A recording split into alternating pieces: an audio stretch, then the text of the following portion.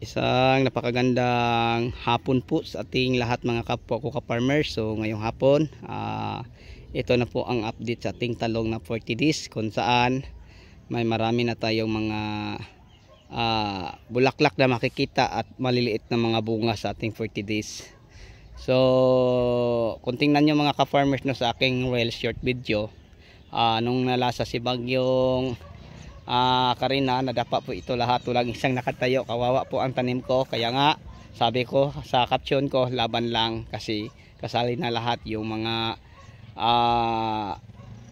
bagyo, no? Yung mga pagbabago ng panahon, hindi natin na maiwasan kasi kalikasan yon.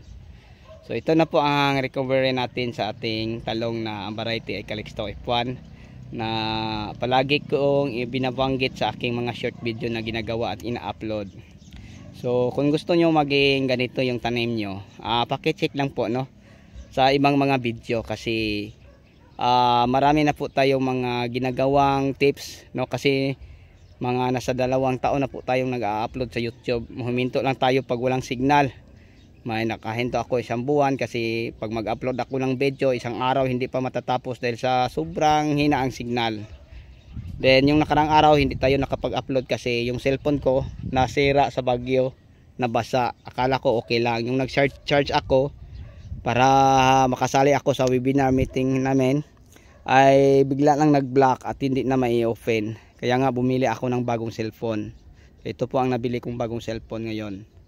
At sa ngayon patuloy pa din ako sa pag-share sa inyo kung ano man ang mga ipapagawa nyong video.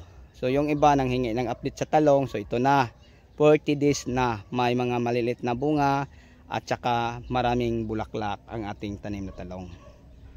Okay, so kung may tanong nga kayo mga kapwa ko ka-farmers, huwag nyo kalimutan no, paki-inbox lang po. Okay, so kung gusto mo maging ganito, may mga tip tayo sa mga fertilizer guide sa talong, may mga tip tayo sa mga insecticide, fungicide, at saka pagkilala sa mga insekto at sakit no sa ating tanim para mapaganda ang ani natin. Okay, so sa lahat ng mga mahilig sa ganitong usapin, bago tayo magtapos, hingin naman ako ng isang favor sa inyo. Huwag naman nyo kalimutan no, mag-like at share at saka mag-subscribe sa aking munting YouTube channel at i-click naman yung notification bell para updated po kayo sa mga next video na i-upload ko. Okay, so hanggang dito na lang siguro no mga ka-farmers, kasi pupunta pa ako sa ilalim ng palayan kasi may tao tayong nagdidilig. Babay na po sa inyong lahat mga ka-farmers. Thank you po.